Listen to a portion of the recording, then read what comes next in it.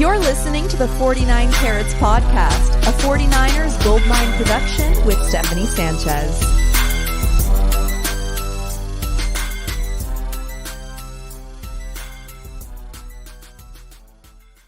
What's going on, everyone? Welcome to another edition of the 49 Carats Podcast. I'm your host, Steph. It is Wednesday, September 13th, which means it's the Steph and John and Wayne show, which means we're about to have some fun. We're about to start your morning off right. Fellas, talk to me. How are we feeling today? I could not feel better. Are you kidding me? It's victory week all week whenever you crush somebody on the road and you just dominate. And we felt like, you titled this show, and we're going to jump into that. We do. Mm-hmm. And here we are. I'm pumped with the man himself, Wayne Breezie. Steph, it's always good to see you. You're incredible. Steph, it's good to be here. John, it's good to see you again. Man, listen, I'm more than pumped, but I'm ready to go to L.A. I don't know about you, but I'm ready to do it again. You know, it's nothing like getting a victory, a sweet, sweet victory at that, but it's time to do it again, and we are who we thought we were. So I can't wait to get down to this episode. How was the energy in Pittsburgh? Because I know there were so many 49er fans there. I was actually impressed. Like, I know they travel well, but goddamn. How was that, like, towards the end of the game? I'm sure it was just all 49er fans, right? The energy was so electrifying, and, when you have the faithful chanting at the stadium and it's over drowning the Pittsburgh Steelers fans, that speaks volumes. That speaks so many volumes. So the faithful was just, they were in attendance, they were loud, they were proud, and we show up. I think that's what we do. And not only do we show up, we show out. And this is probably something you're going to want to be there. You got to experience it. And it's something I expect every time we travel. I think there's like two different types of games. There's blowout games. Then there's like come down to the wire games. Like, I think all games kind of fit into those, caveats. The Niners are kind of getting used to this whole blow everybody out thing. You have to go all the way back to week 10 last year. There has been 2 regular season games in the last 9 that have been within a touchdown. That's it. Niners are just dominating this regular season, whether it's last year when CMC and Brock Purdy took over, all the way to this year. And so, I don't know. I think there's a different feel. There's that nail-biting, heartbreak kids, which we saw in 2019 and 2021. But since 22's taken over, the Niners have been this just dominant force. So at the end of the game, I'd say probably half the Steelers fans already left. They were gone. We had no Steelers fans around us. It was just empty. I had my feet out over the seat in front of me. You know what I'm talking about? Like, I was just like stretched out. I was feeling good. And so it was great in the atmosphere afterwards. Before, Pittsburgh was A1. If you are ever concerned about wearing Niners stuff at an away game, go to the Steelers. They treat people right there. Amazing fan base, amazing city. Yeah, it looked like a really nice city. I'll have to make it out to a game sometime because I was feeling the FOMO, and I'm already feeling it for week 2 because I won't be out there at Levi's, but you guys will be. So you'll be the eyes on the ground, and I'll have to ask you about it next week. I already know there's going to be a ton of 49er fans there as well. There'll be some robots too, from what I heard. But but look, okay, this game, we knew that the 49ers were going to be good, right, this season. But we were concerned still about the slow starts. And so we didn't have to worry about that in this game because as soon as the game started, that worry just kind of went away in as soon as the first quarter. So I want to start talking about the offense because, yeah, I think, blowing the Steelers out started with the offense being able to put up points and be so dominant. And the defense too, but we'll talk about them more in a bit. I want to start with Brandon Ayuk. He told us he was going to take off this year. And if you didn't believe him, you're looking all types of crazy right now. He is him. He's a straight up dog. And you can see that the chemistry with Brock Purdy has grown to a new level this year. And I think that's going to allow Brandon Ayuk to take his game to a whole nother level because to this point, he's just been scratching the surface. He's been getting open since last year, since the year before that. No one was throwing him the football. But now you have a guy in Brock Purdy who is willing to throw it, and he can make those tough throws. As one of those touchdowns that we saw, right? That back shoulder one was beautiful. So I'm loving what I'm seeing from this connection, and I think we're going to see it all year. Yeah, I think one of the things that Brock Purdy does really, really well, which people don't talk about, is he could read the linebackers incredibly well. And so if you go through the film, the all 22, it's so fun. And you see him picking on linebackers and safeties. And so you'll see him turn to the left and he'll read that side linebacker. And if he flares with CMC, guess what? That's going to leave a gap for the wide receiver on that side, which usually Kyle Shanahan's whole game plan this week seemed to be flare CMC to Ayuk, allow the linebacker to chase CMC, or allow the linebacker to help out with Ayuk. You go where the linebacker does it. It's so simple, but with all of the misdirection and pre-snap alignments, Niners had the most shifts in the NFL pre-snap. Shanahan just sets those up to where it's easy ABC type read for Brock Purdy.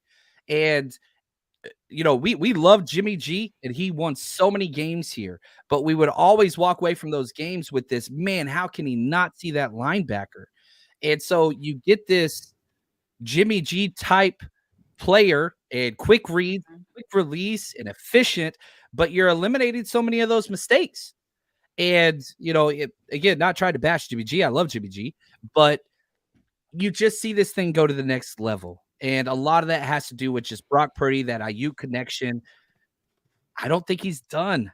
I really do think that this season he's going to continue to show out.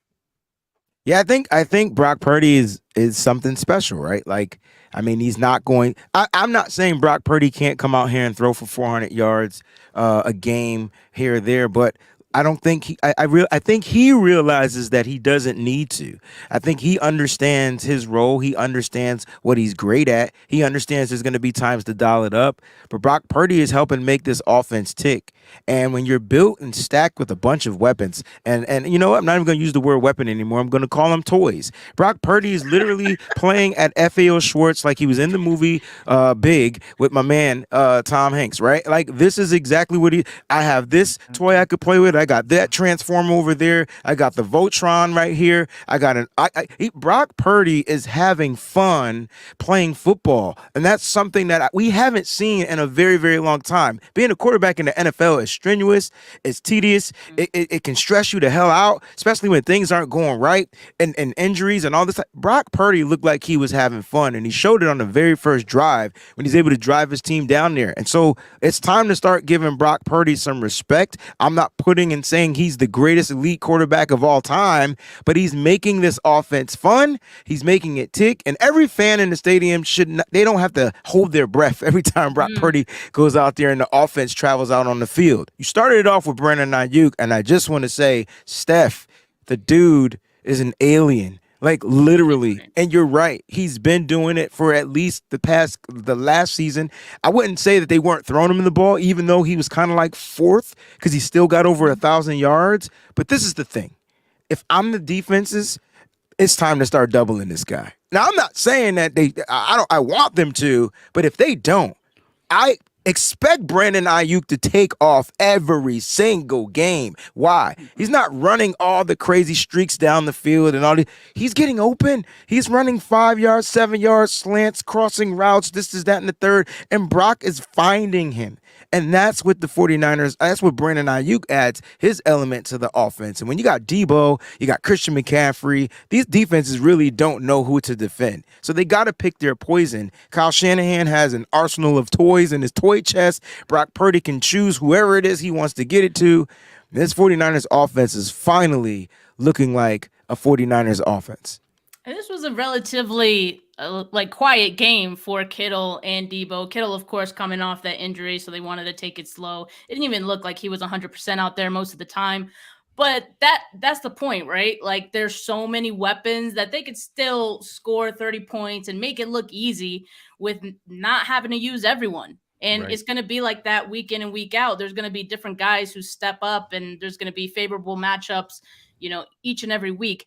That Brock Purdy and Brandon Ayuk 19-yard touchdown, the front corner of the end zone. That had the lowest completion probability of any throw in week 1, just a 16.5% completion probability on Sounds that like one. my GPA in high school. Well, and you know why it was so low though is because Patrick Peterson was on Brandon Ayuk. That was That's great excellent coverage.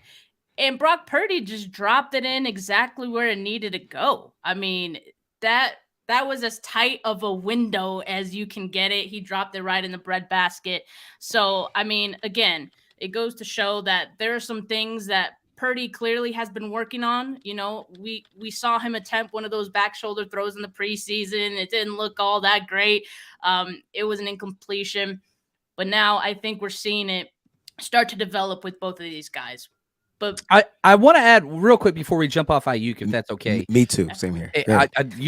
Steph, you can't ask all these awesome questions and expect me and Wayne not to go off on tangents. You asked us here. We're going to be, and I apologize. You're the absolute best. And I just want to say thank you again, Steph, for putting all this together.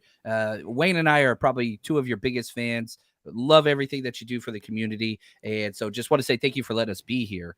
Now, one thing that I am not concerned about, but if you looked at Pittsburgh last week, top 3 man team, what they do on defense, they play man defense. That's where Ayuk shines. Next week against the Rams, one of the top zone teams. Yes, sir. So if Ayuk goes off this week against the Rams again, you just throw out whatever you want. It's Ayuk season. He can do it versus everybody. I think they'll highlight a little more Kittle, a little more Debo, a little more CMC in the passing game moving forward for week 2. You remember Kittle always destroys the Rams. It's made for him. He's a zone beater. So I think not that we fade Ayuk this week, but that the matchups usually schematically will highlight some of those other players. Tag me in. Okay. Right, and here we go, right? Because you talked about him beating zone. Guess what? The Rams definitely played a lot of zone, and that's what they do. But guess what Ayuk did even in those games against the Rams? He found a hole to beat the zone. I will say Jimmy G was getting the ball to Brandon Ayuk. He literally was. Why? Because he was finding a small spot, and then bada boom, bada bing, Brandon Ayuk was taking the ball, helping to stretch the field. Now, he didn't get the touchdowns, but he was still highly effective. So the touchdown guy might be a little bit different this week, but Brandon Ayuk's presence on the football field is still going to be somewhat effective because, like Steph said at the very beginning, he's just a dog. It's just what he does. And so, no, there might not be man coverage because they know they're going to get beat, but I will say this, the 49ers wide receivers, they're just different. Like they're more in depth in this offense. They understand the concepts. They know how to get open. Even you said Debo was somewhat ineffective. His 5 catches and 55 yards was highly effective. Why? The way he was extending plays, getting third down receptions, like all that type of stuff helped the 49ers offense continue to tick. Each piece is going to be utilized, and they just have to continue to take advantage of what the defenses are giving them. And the one thing I like about Brock Purdy, he doesn't force things. I do want to throw just a slight bit of because I'm an old school football player, and I love Patrick Peterson. Is one of my favorite defensive players in the league. Yo, Brandon Ayuk is just a better wide receiver, period, end discussion. But when Patrick Peterson was on some of the other guys, he played some damn good defense. I'm talking about making sure Jawan Jennings didn't catch a pass. And how about that tip dive pass when George Kittle was he was open? It was just good defense. But when you're playing against a monster or an alien like Brandon Ayuk, I just don't think anybody in the league is going to be able to cover him. Not even Greedy, not even my man Sauce. And I love some Sauce. So this is going to be fun to watch them go against this zone defense, which I watched the Rams game in film at least 3 times. At least, because I wanted to see kind of like,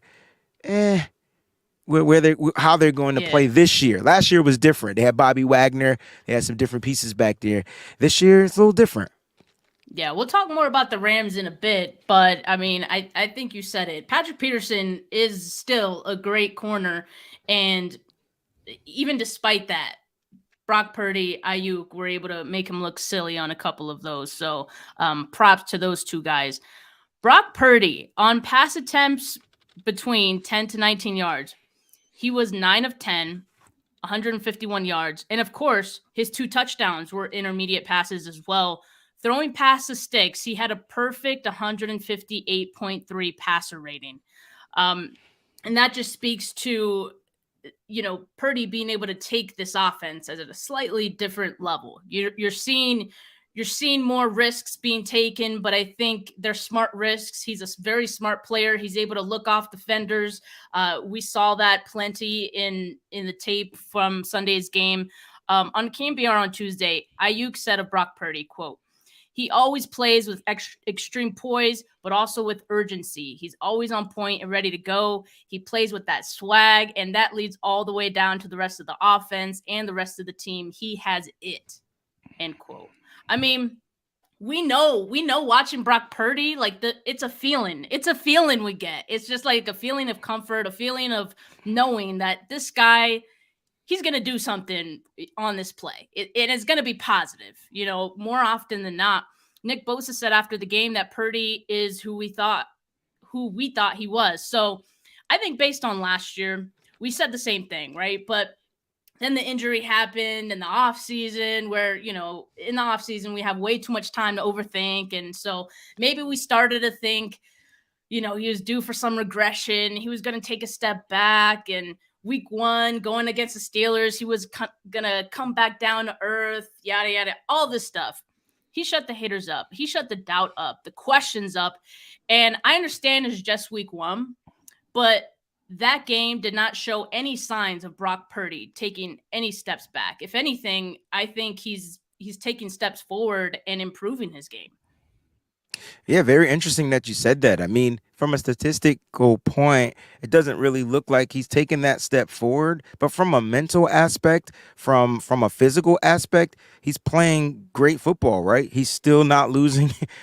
Like, he's still performing like the way he was. All I asked for Brock Purdy to do this year was continue what he was doing last year.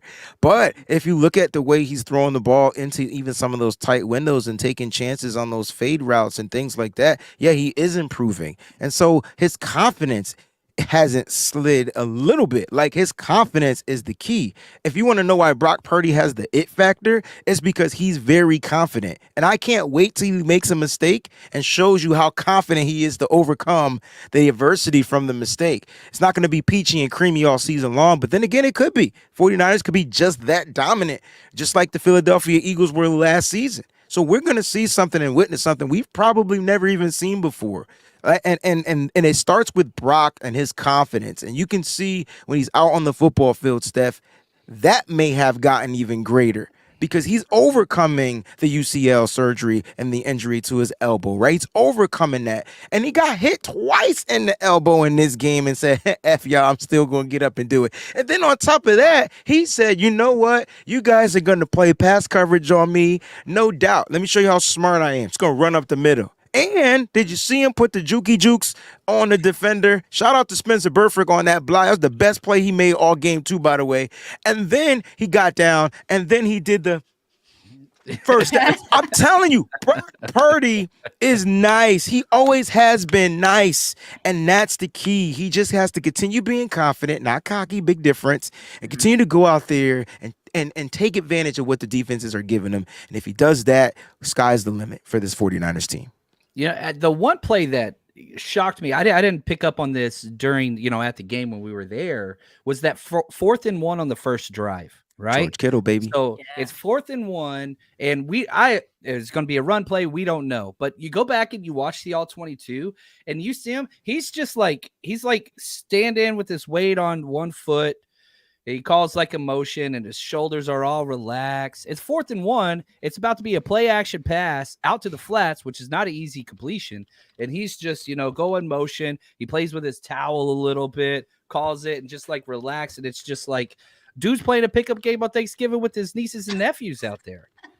And so, like, how do you do that to start the regular season? Very first opening drive, 4th and 1. Shanahan calls a play action, play for you, and he's just chilling.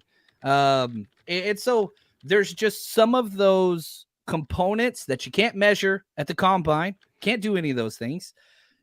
It's just an it factor. And I'm excited to see where it's going to go because the whole time, and Wayne and Steph, both of you guys said this, can Brock continue what he was doing? Can he not take a step back? It's just calm, cool, collected. And there's going to be bad games. He had 2 turnover-worthy plays. Some teams are going to capitalize on those, especially whenever he's doing like 50-50 balls to Ayuk, which are working, which are great. Eventually, sometimes the ball doesn't bounce your way. Turnovers are going to come, but at this rate of turnovers, 49ers are going to be able to win a lot of games. Yeah, I absolutely think so. Let me get to some of these comments here. Shout out Bobo for the donation. You guys hear rumors of trading Darnold back to Jets. I don't think that's going to happen. I know the 49ers worked out Ian Book, but Ian Book signed to, I think, the Patriots this morning. And I don't think that was anything indicative of the 49ers, like, trading someone. So I don't think that's going to happen. It's a funny joke, though. Trading Darnold back to the Jets would be kind of hilarious. If they offer a second, then I'd have that conversation. But with the team, a second for Darnold. Exactly. That's why we're not. Yeah. It's got to be an offer that they can't refuse, right? Kind of like what they did with Jeff Wilson last year. Like, hey, man, exactly. Give us a 5th rounder for him. Exactly. Even though he's contract expiring year, like, no, then we don't want to trade him. Oh, you will pay it? Cool, let's do it. And I want to add, like, it's not even a rumor. It's just a hypothetical thing. I know I put it out there. I did a show on it yesterday. It's just something that would be really funny to watch Sam Darnold go back to the team that drafted him and help his team win. I mean, now that team is pretty much built and stacked on the offense. They got a crazy defense and they got a great head coach. So it would be funny to see it, but the offer would have to, like, really blow the 49ers out. And I tell you what, I think the Jets even give, Wilson a try, but come week 5, week 6, by that trade deadline, they may get desperate, like if they're trying to contest. So it's not a rumor. It's nothing really. But the 49ers have, they have somebody that they may be interested in. So we'll see what happens. I know Jets fans don't care. They want him back. I've talked to many of them. They wouldn't mind. I bet you won't. He's been in Kyle Shanahan's offense all preseason. They said he had to have learned something. He had to have learned something, right?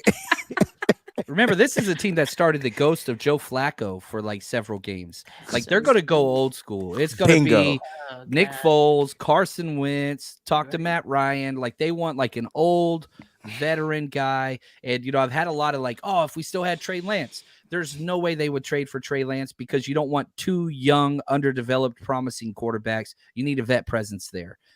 So even if we still did have Trey Lance, I don't think that trade would even make sense for the Jets personally.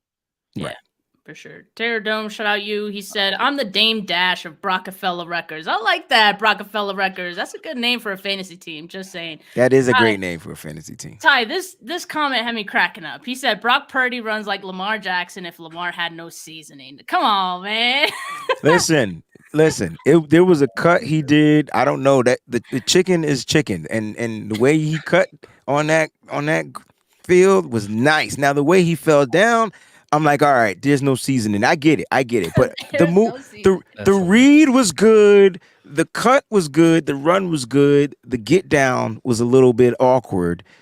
Just got to slide feet for. I'm sure Brock didn't play much baseball, or maybe he did. He just got to get that slide down. You get that down. Let's go. And here's what's crazy, right? If that's an element, we haven't really seen that element, right? We haven't seen him drop back, read the coverage. Oh, all my guys are covered. Remember, it's just a quick throw, quick read type of offense. The offensive line isn't asked to block for 4 or 5 seconds. They're just not. You just got to get the ball. If he sees that and he starts doing that, I mean, my first take was like a flash of Dangerous, right? Like I was like, wait a minute. If he's adding that to his game, oh, snap, right? And I'm not saying I want him to do it every game, but to keep hope and drives alive, if he sees it open and it's the great Red Sea split right in front of him and he takes it, that's confident. That's Brock being confident and smart and saying, hey, man, I can get a first down right here on the run with my feet. Nobody's going to tackle me. You got to worry about the big fellas falling on him, whatever. So that's good for Brock. It's good for the team, good for the organization. Callie said, ask Minka if Purdy is unseasoned. I think he's talking about that one play where Minka came in as a free rusher and Purdy waited to the last second, baited him into, getting real close and then hit him with that spin move to his left. That was nice. That had a lot of seasoning on it, but we're going to need some seasoning on the slides. I do agree with that. Brock Purdy, first quarterback in NFL history to win in each of his first 6 regular season career starts, while also throwing 2 or more touchdowns in each of those starts. He has never had a passer rating below 87.6 in Crazy. 9 games where he played at least 60% of the snaps. I saw a couple people, in fact, Ty, I'm gonna call you out again. He said from a production standpoint, he definitely did not raise the bar. I'll say this. There was a point in the game where the game was already decided. The 49ers Brock Purdy didn't need to do too much after that. And for the most part, they were running the football with Christian McCaffrey, which was also working very well. So, I mean, I think one of the things that I saw that improved, like I said, I think he's holding defenders a little bit better. He wasn't escaping clean pockets. I think there was better pocket presence from what I saw in this week 1 game. So it's little things that's improving. There's another thing I want to point out. Nick Wagner tweeted this out. 49ers averaged just 2.74 yak per completion. That was 31st in the NFL and second lowest yak output by the 49ers since Kyle Shanahan arrived in 2017. Because there's a lot of, the reason I point that out is because there's a lot of people who think, oh, well, you know, Brock Purdy gets helped out by this offense. And he does. Like, let's not act like this isn't the best, you know, pass catching group, one of the best pass catching groups in all the NFL. But he didn't have yak to help him out in this game. So there was still a lot of production from the 49ers offense altogether. It's a different way to win. And I think that shows growth in the 49ers offense as a whole as well, because they're starting to zig while the rest of the league was zagging, right? I feel like the league was starting to catch up to what the 49ers were doing. At least they tried. But like now I see some new wrinkles. Yeah. And it's just another element of Kyle Shanahan having one up on the league, right? And so if you're thinking we're going to just be a yak team, good, because we can still beat you that way. But they rushed the ball very well. And to get back to Ty's comment, I mean, the production wasn't asked to be greater, but there were still opportunities. If the 49ers would have executed properly and capitalized off this score, would have been 50 something or whatever. So like then the production would have been higher, right? But we were in the red zone, we scored, right? And so the 49ers did exactly what they needed to do on the road to get a victory. And I mean, there's a bunch of ifs and shoulda, coulda, wouldas, but I mean, if the defense doesn't make a mistake, then it's probably the defense pitches a shutout. I just feel like Steve Wilkes isn't even getting his credit to him calling a great game defensively. So that's a whole nother monster. But back to the offensive side, the production, no, it wasn't great, but it didn't have to be. It was effective. And I think that's the key to Brock. He's effective, right? He's efficient. If you add those words, that's all we're asking him to do. We're asking him to be efficient. We're asking him to keep plays alive, keep drives alive, keep the long drives going. We'll get points. Special teams was on point. The offense was on point. The defense was on point. The 49ers coaching was on point, and they won 30-7 in a hostile environment on the road. Yeah. And I think a lot of it, too, we talked about man coverage earlier. The 49ers they had 2 screenplays. One of them was dropped by Elijah Mitchell and was wide open. And so you're winning in different ways. And so you have to go with what makes Shanahan is that how are you going to defend us?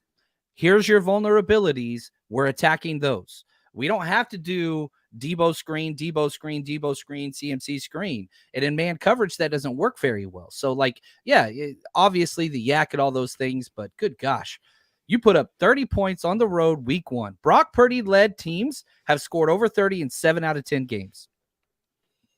And just get ready for yak in week 2. Yeah. Yeah. There's gonna matter. Yak and bullyism, if that's a word. Like, get ready for that, because the 49ers like to insist. When playing the Rams, it's a different will. It's a different mindset. And you know where it starts? With the head coach. Yeah. So get ready for a different mentality type of football game. For sure. But Wayne, you mentioned Steve Wilkes. Yeah. This is a perfect pivot to the defense now. New defensive coordinator. There were questions as to what the defense would look like with him leading the charge. I would say they look the same, maybe even a little bit better. And one thing we discussed in last week's show, we were wondering how much blitzing we would see.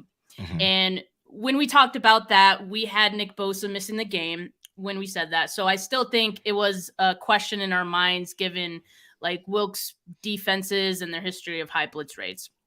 On Sunday, they blitzed on 19.6% of the Steelers' dropbacks. That was 23rd in the NFL in week 1. So not much. And like, I just imagine Wilkes seeing what this defensive line was able to do while rushing just 4 and thinking, wait, I don't even have to blitz, like say less. And I remember, I think it was your tweet, John. I saw you mention Kenny Pickett's numbers last year against the blitz were actually better than they were if you dropped guys. Didn't throw back one in coverage. interception all last year against the blitz, not one.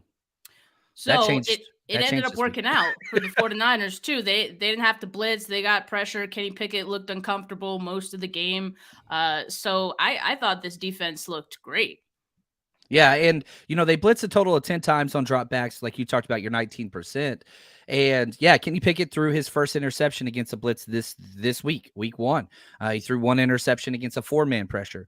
And so it worked. Now, how is that going to look going against Stafford? Stafford historically is by far one of the best quarterbacks in the NFL during his tenure against the blitz. You don't blitz that man. No. So do you keep the same thing and just kind of see what you're going to do there?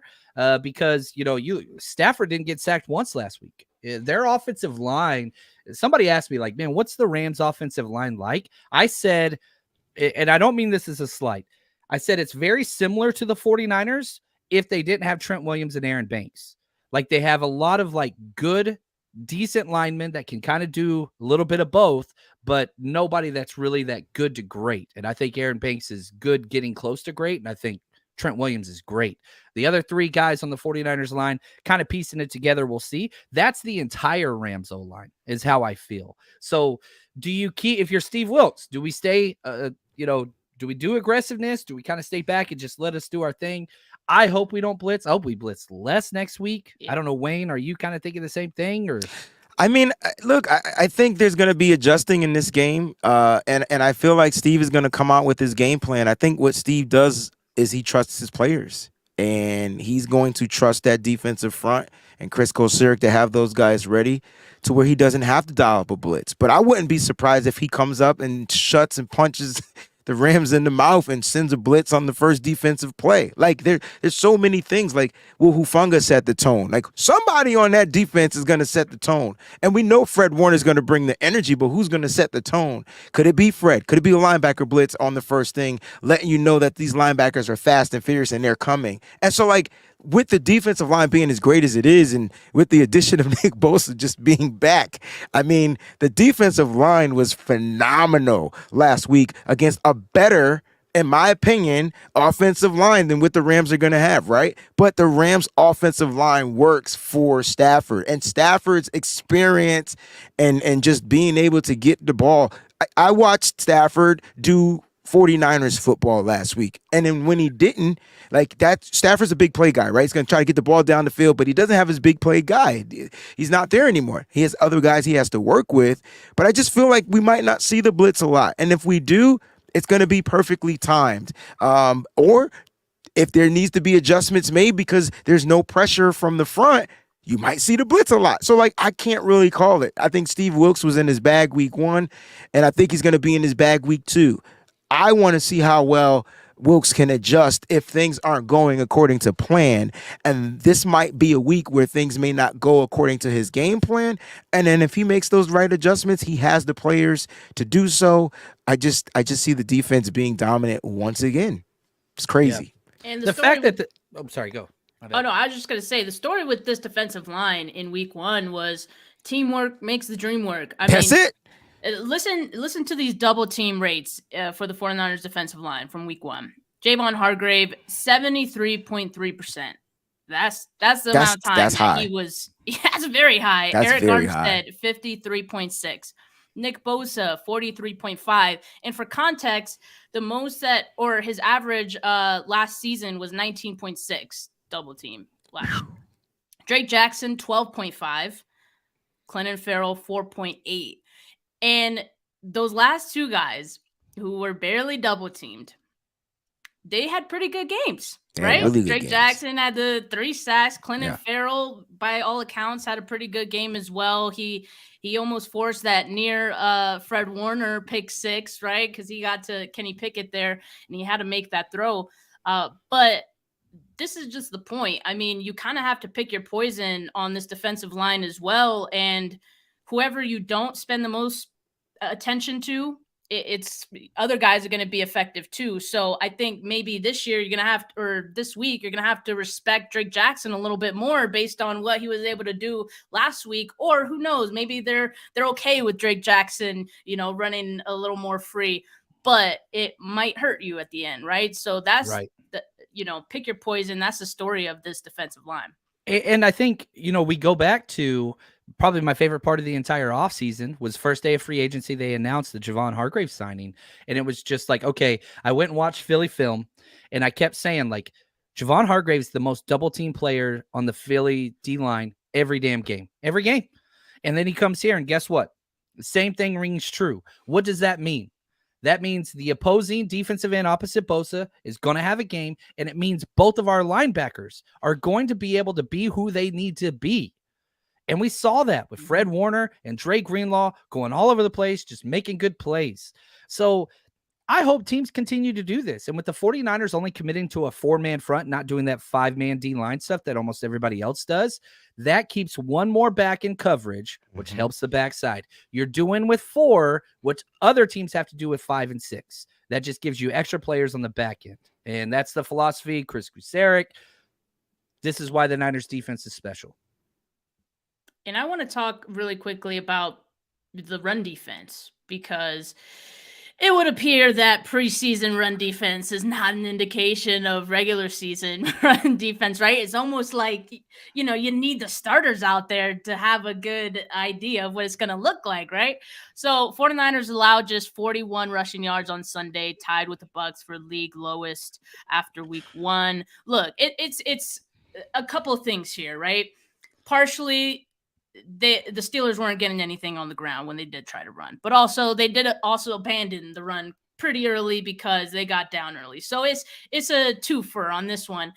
But, the Rams, on the other hand, they had a pretty good game on the ground as well with Kyron Williams, Cam Akers. So that's something the 49ers will be tested on once again this week. I think the Rams probably do a better job of being balanced as opposed to what the Steelers gave the 49ers in week 1. But altogether, I mean, I think when you have guys like the guys we mentioned on the defensive line, and you got the linebackers and Fred Warner and Greenlaw, who are just so quick to the ball, let's not forget Hufanga as well. I mean, it makes it so much easier to have a good run defense. And I think it's something we're going to see all season long for this defense.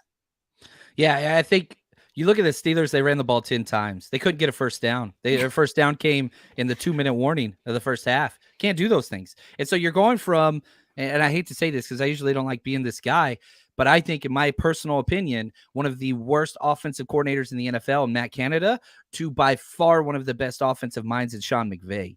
And so as much as we could say same old sorry-ass Rams and we always tear them up and all that stuff, Sean McVay is incredible.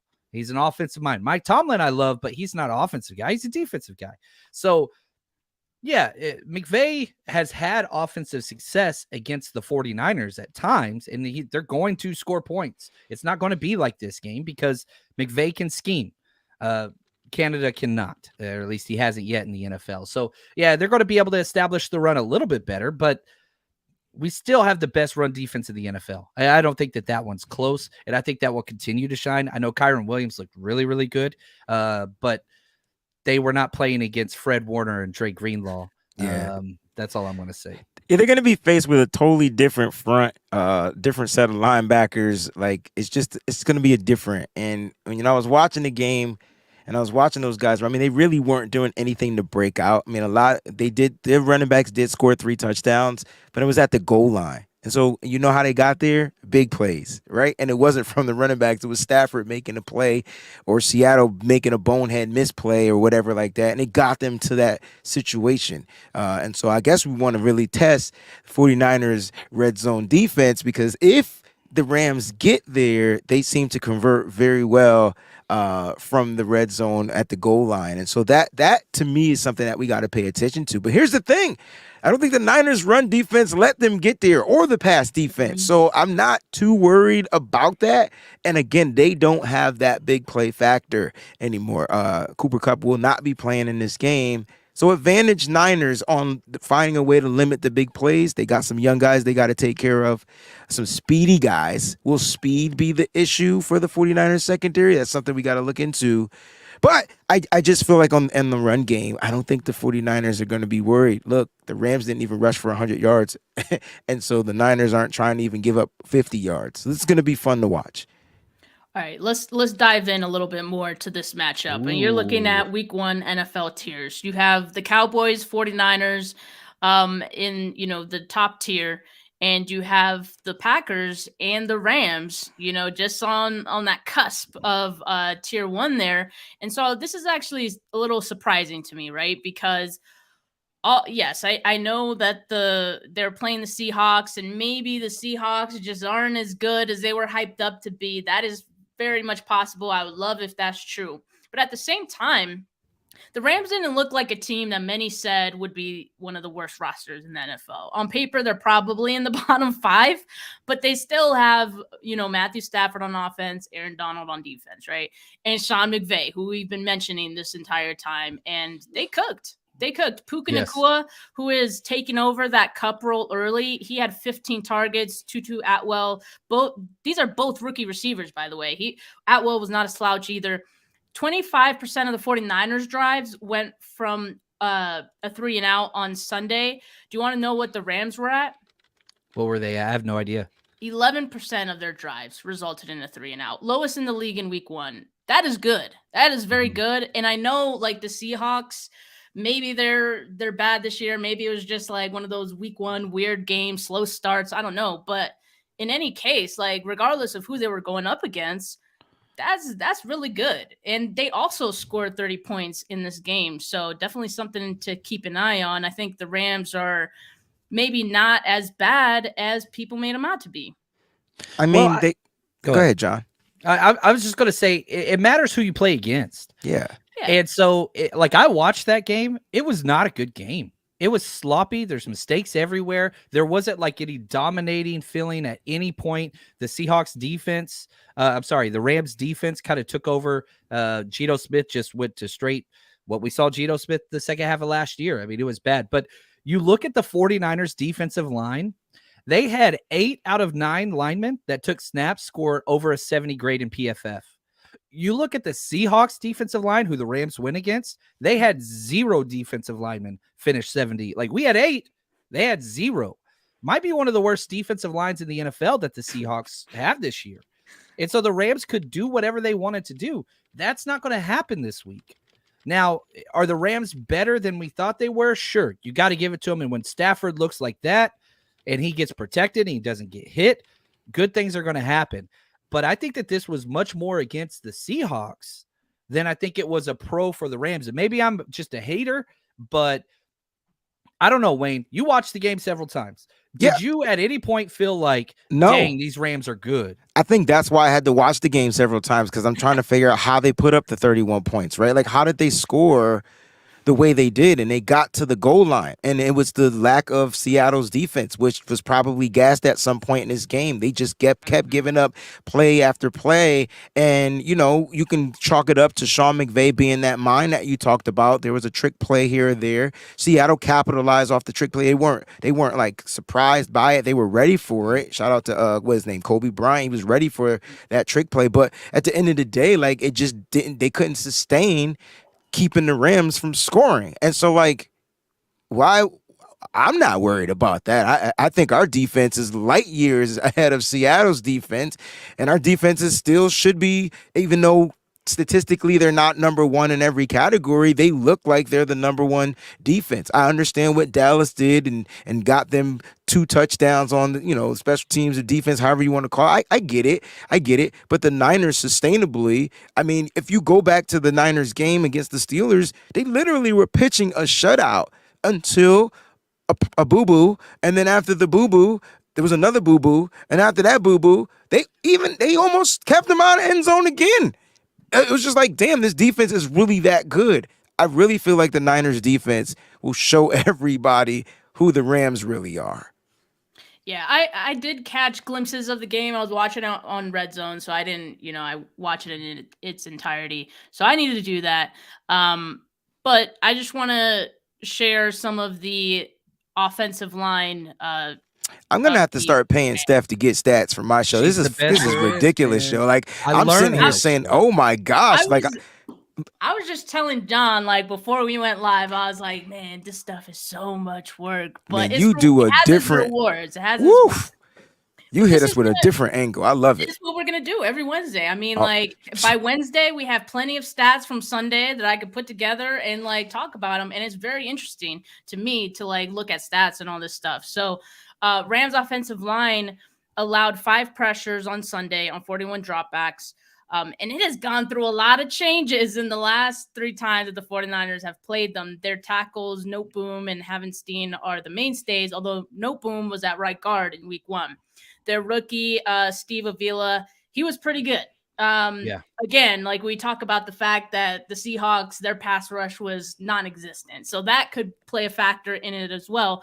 Avila is going to have a pretty tough matchup in this one. So he might have a welcome to the NFL moment. But as we do know, if you're not able to get pressure on Matthew Stafford, he's able to cook you. As you see on the right, what he was able to do, how efficient he was down the field.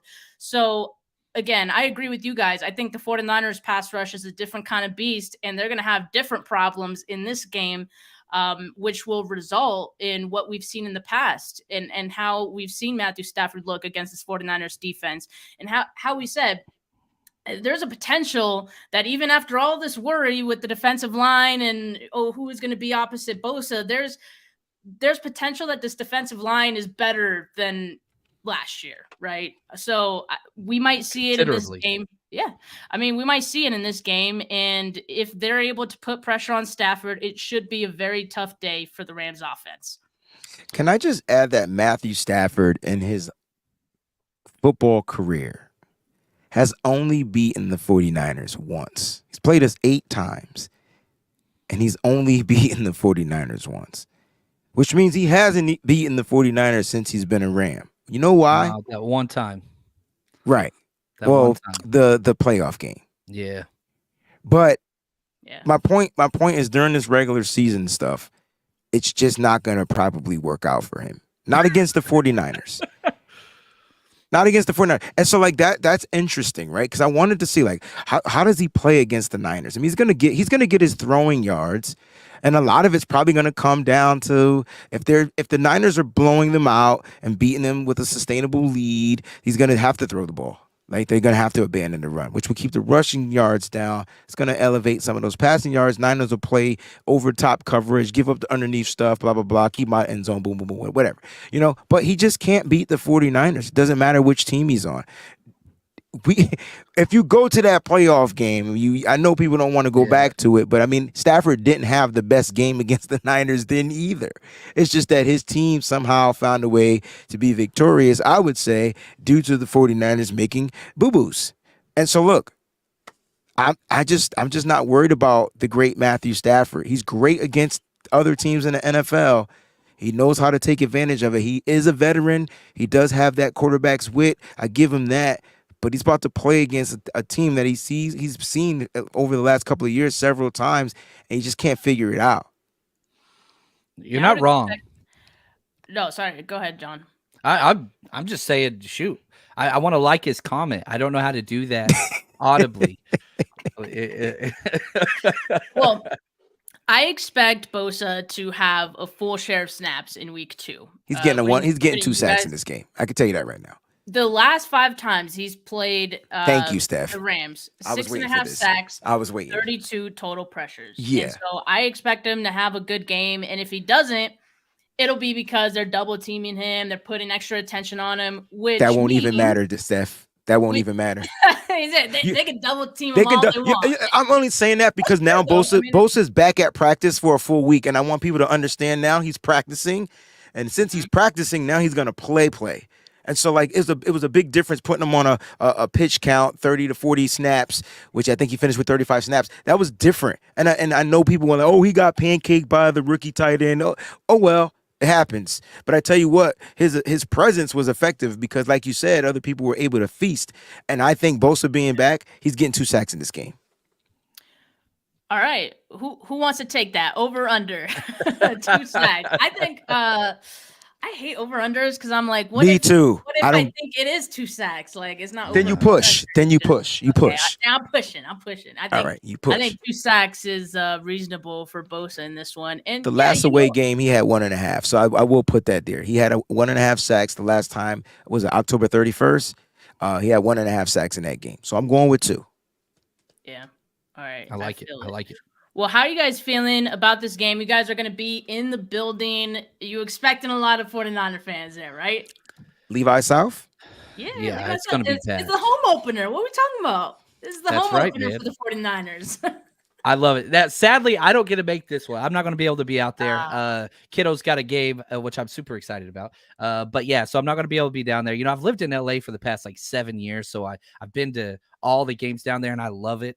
And so I hate that I'm not going to be there, but I know that our family is going to represent. The chapters down there do a great job. They're going to be there, which is awesome. But man, I really do think that the fan base makes such a big difference at different parts of the game. And whenever you're there and you see the 49ers bench turn around and be like, what the hell? And we do it all the time. Like, it's just a bonus. It's just an extra, that third quarter, that fourth quarter, that, it's just demoralizing. And you see the Steelers fans, the Rams fans, if they existed, like you see them just sit down and be deflated.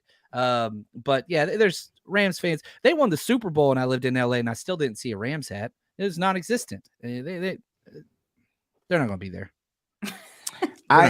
No. And look, the Niners, the faithful, they know how to take over a state. They know how to take over a city. Never mind a stadium. They know how to take over a city, which is scary.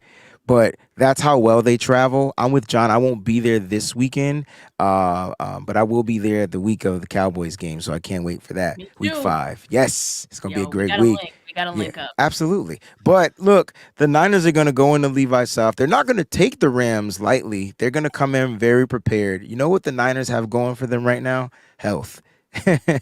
Like, health is key.